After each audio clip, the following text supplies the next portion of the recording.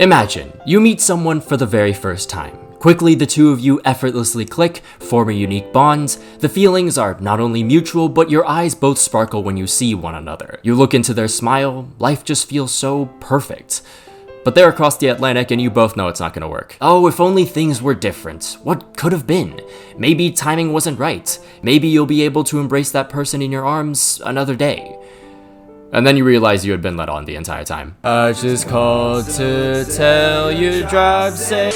Seeing how we missed out twice on the league now, it was essential that we get things right in the summer window. So out came a load of players who had been around since the early beginnings of Mikel Arteta. Mohamed El-Neni on a free, Fabio Vieira, Reece Nelson went out on loan. Aaron Ramsdale left to newly promoted Southampton for 21.4 million. Thierry Nketiah just wasn't cut out to be Arsenal's top dog, and so he was shipped off to Palace for 29.7 million. And finally, we said goodbye to one half of the Haaland boys for 31.8 million. Then came the new shiny signings. David Raya's deal was made permanent for 31.9 million. We then bought a new left back in Ricardo Calafiori for 45 million. Mikel Merino took a few weeks to happen and that costed us another 32 million. But hey, we let so many attacking options leave and it's 4 days until the window ends. Are we gonna do something about that perhaps? Maybe a new striker since we so badly need one? Oh. Arsenal started swimmingly with a win versus Wolves as we saw goals from Kai Havertz and the Starboy. Oh, and also there was this that happened. The Gunners then had to face their demons and play Aston Villa away. It was an entertaining back-to-back affair, but in the end it would be substitute Leandro Trossard scoring with just his first touch of the game. And with that bit of redemption, the football gods gifted Arsenal with 3 injuries in training. Tomiyasu, Jesus, and Mikel Merino, who we had just signed 3 days before. However, that did not stop the Gooner fleet, as Kai Havertz lobbed one beautifully over the keeper to give Arsenal the advantage against Brighton. But then come the second half, Declan Rice does some dumb shit to get himself a red card, and then Arsenal allow a single pass to go through their whole shape. The first shot is saved, but unfortunately the rebound is slapped in. Thomas Partey, let your apologies be as loud as your disrespect. To begin September, the Arsenal traveled to Tottenham to do some parenting, and then followed that up with an extremely dull performance versus Atalanta, which had a lot to do with the fact that Martin Odegaard was out with an ankle injury he suffered during the international break. And then came City at the Etihad. Haaland scores early, 1-0 City. Rodri's crockpot of an ACL finally says it's time, Arsenal immediately equalize through a Calafiori ripper, and then take the lead before the half on, you guessed it, a corner. Leandro Trossard then sees a controversial red in the second half. Arteta decides to play aggressively defensive again, as if he didn't learn his lesson last time. This invites pressure from City. They eventually find the equalizer. The game ends 2-2. Stay humble, eh? Ben White was playing with an injury, yada yada yada. Fuck this game. Nonetheless, Arsenal went on to collect 6 straight victories throughout the Premier League, EFL Cup, and Champions League. But then just 26 minutes into a match versus Bournemouth, William Saliba receives a red card, which, I see both sides on this one, but I don't really think it was that clear of a goal-scoring opportunity. Anyways, this fucks up the entire game plan. Odegaard still being out doesn't help at all, and we lose 2-0. And oh goody, we have Liverpool next, and our best defender is suspended. Yippee! But what we mustn't forget is that with our star boy, anything is possible. Oh, Liverpool want to play the set-piece game? You fools. We're doing this all without Saliba and Odegaard, by the way. This is so our year. Oh. 3 days later, Arsenal put the North End on the Panini press. Yeah, that wasn't very good. But again, the lack of Odegaard's creativity hurts the team against Newcastle, as the team can only conjure up a single shot on target in 90 minutes. The Gunners then follow that abysmal performance with another against Milan. And this one was really annoying because all Arsenal did was play the long ball game, hoping to win the second balls against a team that was significantly taller than them. Thankfully, Odegaard was back just in time for a trip to Stamford Bridge, and good fucking lord did we need him. It took just an hour to make his mark on the game as Martinelli tucked in one of the Norwegians' assists. However, just 9 minutes later, no one bothers to even follow Pedro Neto, and all of Odegaard's good work has been undone. But then, in the 86th minute, Arsenal with a good chance here, the first shot is saved, but it falls right to Trossard. 5th minute is stoppage time now. Arsenal know they need this winner to stay firm in the title race. And here's Leandro Trossard. I already kind of mentioned the theory of whenever I go to Asia, Arsenal just kind of start winning, but I had been in Asia for about 3 weeks at that point, and all I had seen was disappointment and Ben White getting injured again. Fortunately, the Maxwell in Asia effect finally arrived, and Arsenal got some very convincing victories, including a 3-0 vs Forest, who were sitting in the top 5, and a 5-1 destruction of Sporting. We also saw Ethan Nwaneri get his first Premier League goal at just 17 years old. Calafiori was back in the starting lineup too, for 3 games. And with Gabriel also out, that meant Jakub Kivior would start versus Fulham, and it took just 10 minutes for someone to run in behind him and score. Thankfully for the Arsenal, the glorious corner came to the rescue again, with the other starting centre back being on the end of it. However, throughout this game, the team's attack was so hard to watch. No free-flowing football, but it's not like this has been anything new up to this point. It's just that this one really exposed the issues, as Arsenal would fail to miserably find any equalizer. They did bounce back against Monaco, but that scoreline does not show the whole picture because, again, the attack was miserable to watch. And it only got worse just a few days later when Arsenal couldn't even score a goal versus Everton. Thankfully, after that god-awful performance, we were single-handedly rejuvenated by Jesus in the EFL Cup quarters. Because then in the next game, against Palace, Arsenal smashed through the glass house, scoring 5 goals. It was a match of actual dynamic football. Chaos. Players had freedom. Finally, it seemed like Arteta was getting it. No. You've got mail. No.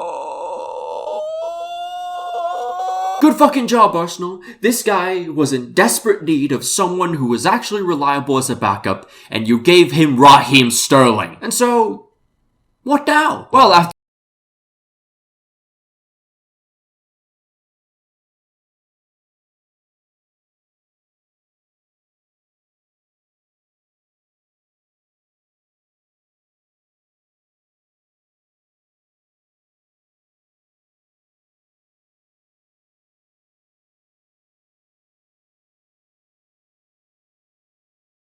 got punished. Then there was Newcastle in the EFL Cup semis.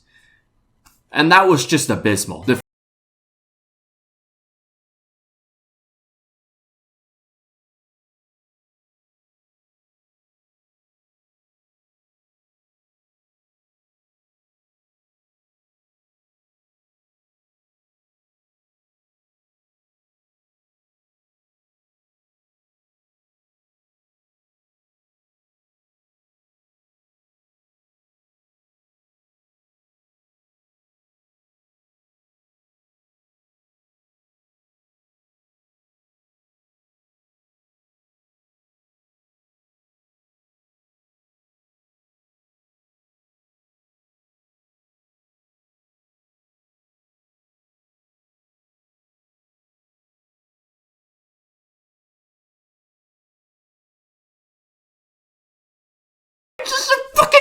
And David Raya, man, I had finally changed my opinion about you.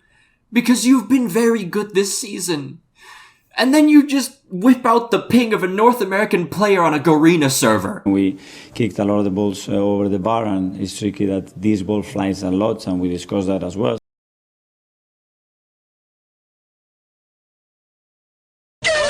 So here we are now. Out of every domestic cup competition, again, the Premier League title is miles away, and we ignored every single sign, and now our best player, the one player that actually made me enjoy watching this team throughout the last 6 months, is in the hospital for God knows how long now. Kill me now! By the way, speaking of injuries, thank God we had some depth for that defense, because we've really needed it. Halfway through the season, we have played 9 different backlines. 9! Moving on, our next game was against Spurs at home, and the moment I saw BBL Sterling, I knew we were about to do everything in our power to hand Tottenham a win. Thankfully, Tottenham Hospital's defense was abysmal, and Leandro Trossard, the only guy providing any threat, scored the winner and also took someone's soul for good measure. Trossard continues to put this entire attack on his back, and he provides 2 assists for the Gunners versus Aston Villa. However, it just simply can't be that easy with this team. 60th minute, Mikel Merino fails to pick up Yori Tielemans' run, and then 7 minutes later,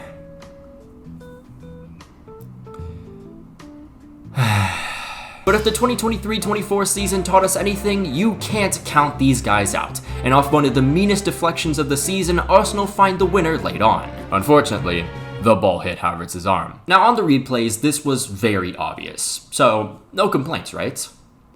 Unfortunately, we all underestimate how truly brain-dead some of Arsenal Twitter is. Someone tweeted after the game that it actually hit Havertz's stomach instead of his arm, which, understandable, maybe he saw the wrong angle. And then you see below that caption a video clip of a replay of the best angle of that handball. Tough result all around, even had someone ranting to the steward, a vast contrast to that one clip that makes me feel very lonely every time I see it. However, a few days later, Arsenal bounced back with a 3-0 win versus Zagreb in the Champions League. The Gunners then beat Wolves in a less than convincing performance where they were bailed out by the Italian Aura Man. He transcends the lines and he transcends sexuality. Arsenal made it 3 straight wins with a victory in their last Champions League group game versus Girona. And then came the day of vindication. Arsenal versus Manchester City.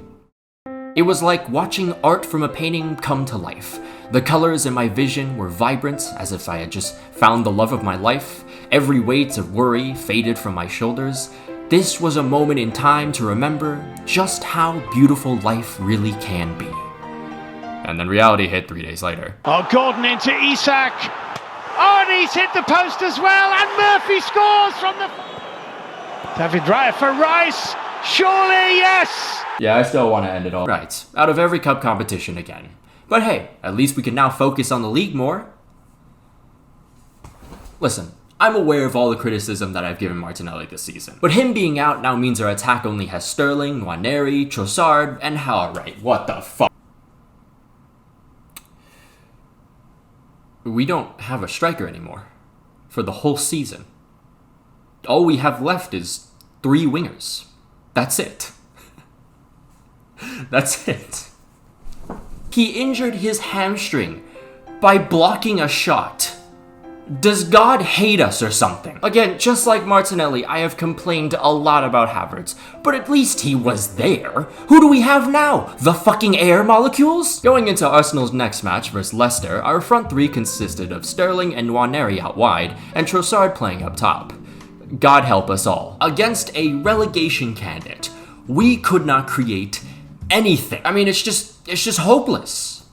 Until Mikel Arteta did the unthinkable. With his back against the wall more than ever, he decided to experiment and put 6'2" Mikel Merino up top. Wait, isn't that Oyarzabal? And in the last 10 minutes, the flowers of Arteta's fruitful thinking pay off as the Spaniard saves us from embarrassment with a brace. You know what? Maybe this guy is the temporary solution. I mean, what the hell do we have to lose, right? Sanity.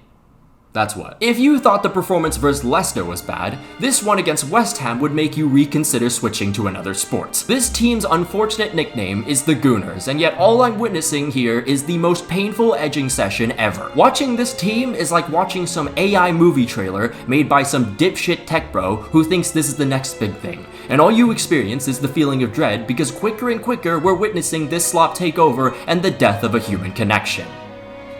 Oh yeah, we lost 1-0 by the way. Then today, as of this recording, we played Forest. I mean, what do I even say at this point, man? Arsenal used to be a joy to watch. Now it feels like I'm being threatened when I see the notification that they're playing. Nottingham Forest could have literally just taken the day off, and we still wouldn't have found a way to find the back of the net. Now that Saka's gone, Ødegaard is the only guy that's like our main creator, and he's playing like his FIFA 15 card right now. And then all these injuries on top, I mean, it's just hopeless, man. Now 13 points away from Liverpool, the idea of winning the title was reduced to a pipe dream. Kind of like planning to fly 6 hours to see that special summer. Alright, I'll stop. Morale, though, could not be farther in the gutter for the Gunners, but like a true Gooners, they still had a bunch of beatings waiting whether they liked it or not. So next, Arsenal visited Eindhoven to play PSV in the Champions League last 16. The Gunners were favorites, but I mean, come on, man, have you not seen the shit I've had to deal with? 17 minutes played, Arsenal opened the scoring. Don't worry, they'll find a way to fuck this up, just you wait. 3 minutes later, though, Nwaneri blasts home the second. Yippee! Might as well have a little bit of excitement before this inevitably falls apart. A little bit later, Mikel Merino gets on the score sheet. 3-0 to the Arsenal after just half an hour. Now hold on a minute. Oh, I told you so. PSV are awarded a penalty and they convert. See, I knew this was gonna happen. Holy shit. Subverting all of our expectations, Arsenal, despite having no Saka, no Martinelli, and Mikel Merino up top, put 7 past PSV. You know what? I think there's still a chance. I mean, all we gotta do is win out the remainder of our games, and if we're beating Champions League opponents by 6 goals, I mean, this is still very much possible. We can do this! Well, Bruno Fernandes! Oh, what's that? Oh, no. I didn't say anything. You must have gone crazy or something. I've just been busy transmutating into this little guy here, you see? Meow. Listen, man, alright? I don't care if we have multiple injuries, that we have no one up top, or even if Russia was to, you know, nuke the Emirates during the game, alright? We should not be losing to Manchester United, who going into this game were 15th. Eventually in the second half, Arsenal found an equalizer, but I don't give two shits, man. Had it not been for David Raya, we would have been easily embarrassed, and Mikel better be fucking grateful, because losing to this United side is a stain you would never be able to get out. Then again, now thinking of it, there's already way worse. I'm just saying, can you really be painting yourself as the community club when you're firing someone who is against, I don't know, killing innocents?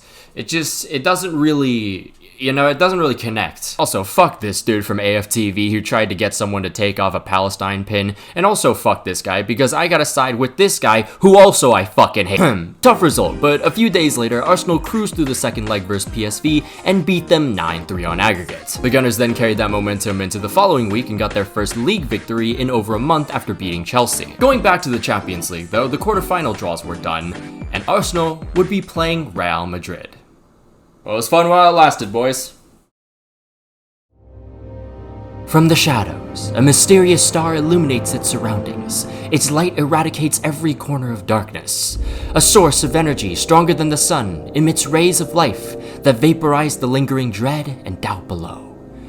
By the gods, just as we were about to weep once more, he has risen. After just 7 minutes into being subbed on, Bukayo Saka scores on his return. You simply can no longer doubt his title as God's child. It's gotta be that fucking Charmin Okayama, man. What the fuck have I done? Season-ending injury to our best center back. Before Real Madrid. I mean, yeah, listen, they haven't been at their best, and they also just lost to Valencia.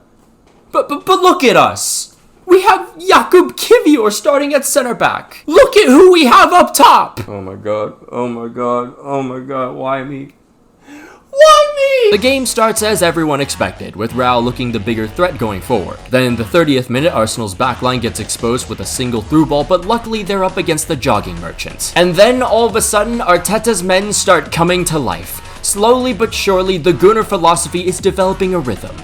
Oh man, don't give me hope like this. Early into the second half though, Arsenal's backline once again gets sliced up with a few passes, but thankfully for them, on the end of this sequence is FIFA 15 Matis Boli. I told you though, I knew to be careful. You can't trick me anymore. There's too much trauma for that. 57 minutes played though, Arsenal with the free kick from way out. Oh wait, it looks like Declan's gonna go for it. What a waste, Matt. What the fuck just happened? 10 minutes later, Arsenal win another free kick outside the box, and there's no way he actually does it again. Oh my god. Declan Rice before this game had never scored a free kick in his career, and now all of a sudden, 70 minutes into the first leg of Arsenal vs Real Madrid, he's got 2 more than Kylian Mbappe. But it doesn't stop there for the Arsenal. Just 4 minutes later, Mikel Merino with a moment of genius tees that shit up. I cannot believe my eyes. Arsenal scored 3 goals versus Real Madrid. Arsenal is 3-0 up versus Real Madrid. To the shock of literally everyone on the planet, beyond the stars, outside the realms we have yet to discover, Arsenal beat the reigning champions of Europe 3-0. And hey, a massive credit to the Arsenal defense because they looked incredible. Saliba and Timber locked down the quote-unquote Brazilians. And Jakub Kivior? I'ma let Thanos take this one for me. Again, no one saw this coming. Not even the Global Gooners. We are pleased to announce that Global Gooners is back. Please may our Global Gooner make their way to the gate. But we couldn't get ahead of ourselves. There was still a second leg. And no one made that more known than Real fucking Madrid. During the build-up for the second leg, Arsenal had to be subjected to a wave of Real Madrid fans and the majority of the media screaming, "Remontada! We're gonna do the remontada! Remember PSG? Remontada! Remember Chelsea? Remontada! Remember Man City? Remontada!" If that wasn't already annoying, Real Madrid also got access to, I guess, close their stadium roof to improve the atmosphere. Wait, what atmosphere? And then, just hours before the game, everyone had to be subjected to this phrase. 90 minutes at the Bernabeu is a very long time. The official Real Madrid social media even posted a video of them asking ChatGPT to say the phrase in multiple different languages. Is the admin stupid or something? Google Translate exists for a reason, you fucking moron. And after all of this chirping, we beat them 2-1 in their own home. I mean, Martinelli even scored in this game. But don't worry, lads, the remontada isn't over just yet. There's still the third leg, a la Madrid. Anyways, with a 5-1 win on aggregate, Arsenal was back in the Champions League semi-finals for the first time since 2009. Back then, Cristiano Ronaldo had just done this shit in front of our fans, and United would go on to win 4-1 on aggregate. A sign of inevitable decline, with Wenger over the next few years having to make the most out of the £3.50 we gave him every year. However, 16 years later, after all the false hope and trauma, Arsenal was back on the rise, and even though this season's thrown so many curveballs at them, Arteta's men have prevailed each and every single time. This just feels like our time. Our time to win the Champions League. Who's our next opponents? PSG? They might be much better than the last time we met, but so are we. Bring them to us. Early test here for Timber, hit by Dembele! Well, this couldn't have started worse. Arsenal quickly realized what monster they were up against as they nearly conceded a second goal on not one, not two, but 3 different opportunities as my heart was pounding through my chest thanks to a mixture of nervousness and Adderall. Thankfully, no heart attack well nicknames today though, as Arsenal finally start finding a rhythm late into the first half. Then in the 38th minute, Saka gets past a couple defenders, crosses it in the middle to Martinelli, but it just misses him. This is better though, boys, keep it going. 44th minute, prime Yaya Toure Lewis Skelly splits the defense with a brilliant ball, and now it's just Martinelli versus the keeper. Sell him. Fucking sell him. I can't fucking do this shit anymore. Early into the second half, set piece for the Gunners. The world's most dangerous words to say outside, I have a bomb at the airport, and color commentator Taylor Twelman. Declan Arrozinho delivers it picture perfect to Mikel Merino, and Arsenal equal. Oh my. Nonetheless, Arsenal keep advancing on a rampage. It's Declan with another wonder ball, this time to Trossard, and his shot is saved by Donnarumma. It is only a matter of time. However, Arsenal can't get too carried away. They get very lucky Bradley Barcola can't finish for shit after having their defense be put in a waffle maker, and then once more are fortunate not even 2 minutes later. And that was that. I know it's a very sudden ending, but honestly, that couldn't have summed up the performance from the attack because they just fizzled out and died after an hour. Outside of Declan Rice, I'll be honest with you, it looked like everyone else was actually under contract with Stoke City. It was that bad. Oh yeah, going back to our favorite club that has such a massive emphasis on community, Ashtonbury Army, an Arsenal Ultras group, raised over 12,000 euros to display a tifo at the beginning of the match, and these were the ideas they proposed to the club. Some pretty cool designs, and Arsenal went with this FIFA career mode as tifo. What the hell is that supposed to be? So the initial claim from the Ultras group is that Arsenal rejected their proposal. Arsenal later refuted that by simply saying that there just wasn't enough time to organize the tifo and put it up and everything. Even if that was the case, you had a couple of weeks to figure all of this out. You could have commissioned an artist or something along the lines of that. But no, you didn't bother to do anything. The worst part, Arsenal, is that you had the idea of putting up a tifo in the first place. This is the best you can do? Even without like commissions and everything like that. This? Really? I know a lot of people have already seen the MS Paint ass tifo, but I've noticed there's not been as much attention on something that I would argue is almost just as bad. Make it happen. This club has a humiliation kink. There's no other explanation here, man. Now, on the other side, though, I'm like 90% sure that the Ashtonbury proposals for their tifo was all made by AI. I get why people didn't notice it at first because everyone was too busy either laughing at the club or getting angry with them, but look at the first design. There's 2 Martin Odegaards. Onto the second design, this Declan Rice guy kind of looks more like Aaron Ramsey. Last design. Why are the art styles so inconsistent here? London is one of the most fascinating cities for art because of the wide variety of culture and history, and this Ultras group scammed 12K out of people for an AI-generated design. I never want to hear another person make fun of MLS fan culture ever again. But hey, it's only 1-0. I mean, you know, it's not over yet. You know, Arsenal's still very much in it. Look at me, all right? Look at me, okay? Be serious for a second, all right? We just went a whole 90 minutes at home without scoring a goal. And you expect us to score at the park? Are we really this delusional? Abso-fucking-lutely we are. Wednesday will be PSG. Little known fact, everyone, Arsenal has never lost in France on a Wednesday.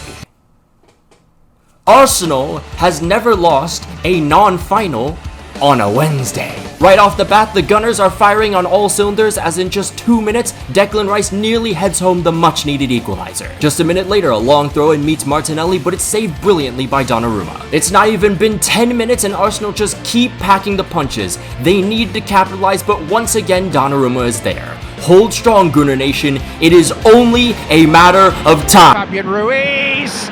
Brilliant.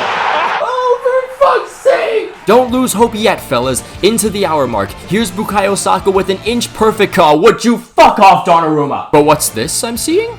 Referees checking something? Potential penalty for Arsenal?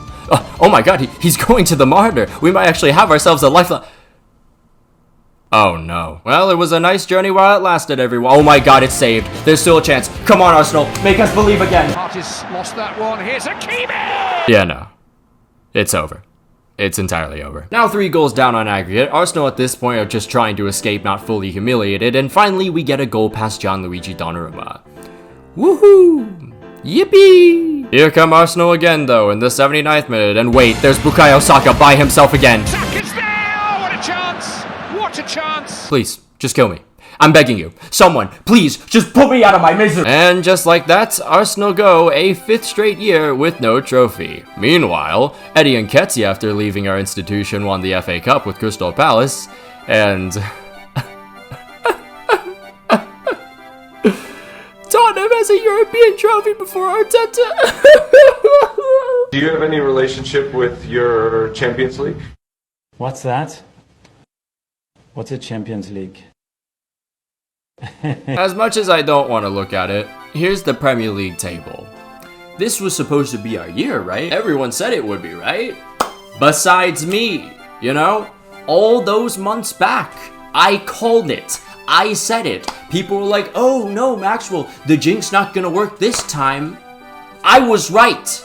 I was right the entire time. There was no jinx, and none of you listened to me. I was right. You might notice the lighting's a bit different. That's because I'm recording on another day because I wasn't able to last night. So, yeah. But let's address the problems by starting with the squad. Now, I'm going to, for the most part, avoid the conversation about injuries and all that because I'll talk about that a little bit more in depth later. Firstly, David Raya, I apologize profusely. I said at the very beginning of this year that you were severely overrated and that Wojciech Szczesny with a joint in his hand could do a better job than you. But listen, if it wasn't for the rebirth of Iker Casillas, I'm serious, we could have finished 4th this season. Especially when our backline was thinning out almost every other week. This man was saving the day like PG John Cena when someone was getting their ass beat by 20 people. Speaking of defense, when they didn't look like they had come back from war, which was maybe 5 games, all of them were great, but you can see that they are so fatigued. It was more notable in William Saliba because he definitely didn't always look at his best, but also Gabriel too. Gabriel, by the way, I owe you a massive apology as well. Like a Vietnamese American at a Viet restaurant, I was way too critical of you. Ben White, I'm sorry too. I think I just hated you because you reminded me of every tourist in Thailand I hated talking to. That said, I still think Tomogotsu is a lot better in the attacking phase. Other notable fullbacks I thought put in some really good work. You got Jurrien Timber after that disastrous ACL injury from the previous season, the shampoo merchant anytime he had a working knee, and also Miles Lewis-Skelly. I do think that he does have a little issue with some immaturity, but he is 18 years old. I mean, like, you kind of expect that. I'll be honest though, I don't see him as a fullback, as the final product. He is going to be the next Yaya Toure. I mean, we saw it versus Real Madrid. He was phenomenal. And again, he's 18 years old with that kind of physicality, with that kind of technical skill. Listen, all right? Maybe I'm being a little too ahead of myself here as an Arsenal fan, as someone who is, you know, naturally delusional, but he gives me Yaya Toure vibes. Onto midfield, firstly, Mikel Merino. This one's a complicated one just because, you know, over the last few months, he's played up top. Onto the next one, man, 31. I hope he fucks off, but it appears this club has no morals. But then again, it never really did. But of course, my beloved Declan Rice. Declan, you are worth every penny and more. I would pay an extra 100 million right now because you are that damn good. I'm serious, no one looks better gliding across the pitch at your height than you. Your inch perfect passes, your well-timed tackles. Declan, I met a girl in Osaka that had a crush on you, and I had to stop talking to her immediately because I know deep down we were meant to be. Gabriel Martinelli. Declan Rice is more Brazilian than you. In fact, Gabriel, I'd argue that the East Timor national team is more Brazilian than you. Hell, I might be more Brazilian than you simply because I've consumed metric fuck tons of picanha and passion fruit mousse. Watching Martinelli one-on-one with a defender is like a never-ending purgatory. He's like me spamming down B because that's the only thing I know how to do on Smash. Gabriel Martinelli, you are the post-2020 Broncos Joe Flacco of football. So one-dimensional, my own mind opens 5 different dimensions to see how I can possibly take my eyes out with a fucking spoon. Martinelli, please, just save your career, okay? Go to Frankfurt, alright? Be their next scam. Because if I see you next season in that new mid-home shirt that we have, I'm gonna need a therapist. Okay, I'm being a little bit too much here. Mainly because I have held in so much about this guy over the last 2 seasons. But listen, Martinelli, it's been a good ride. I still have that core memory of when you scored versus Chelsea after Conte slipped. And I'll never forget your winner at the Bernabeu. But please, I can't do this anymore. Next up, Martin Odegaard.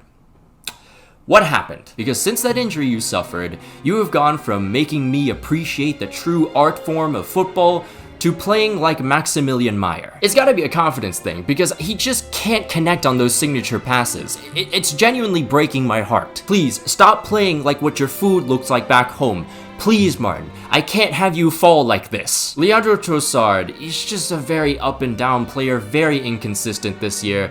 All I'm gonna say is, get some sleep, man. Now, Ethan Nwaneri, finally we can talk about some positives again. Brilliant talent. I think there's a really high ceiling with this guy, and the aspects to his game I'm very excited about. I really cannot wait to see how they develop. Kai Havertz and Gabriel Jesus. I don't hate y'all, and I really do hope you guys come back from injury soon. Honestly, I really think it's just because of the board that I have some kind of disdain for you. And of course, finally, Bukayo Saka. Thank you for everything again.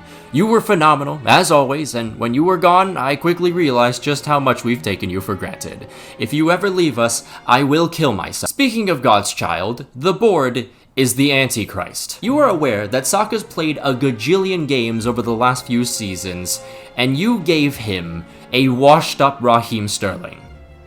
Are you trying to kill this man? Also, listen, I know this has been something that we've talked about so many times, but how the fuck do we not have a striker still? You really see Erling Haaland and Alexander Isak, and the one thing that goes through your mind is, yeah, Kai Havertz is enough. I already said this before, I'll say it again. The board is the reason why so many people hate Kai Havertz. Quite honestly, board, be ashamed of yourselves, because with all the money the Cronkies have, you just decide to purposely make Kai the scapegoat for a whole season. Fuck you! If we're being real though, throughout the whole season, the squad was pretty much just tag teamed by the board and Mikel Arteta. Yeah, let's just sell Emile Smith-Rowe because he didn't fit the system. No, Mikel, you just didn't fucking play him. Because when Smith-Rowe did play, we actually got some goals out of him.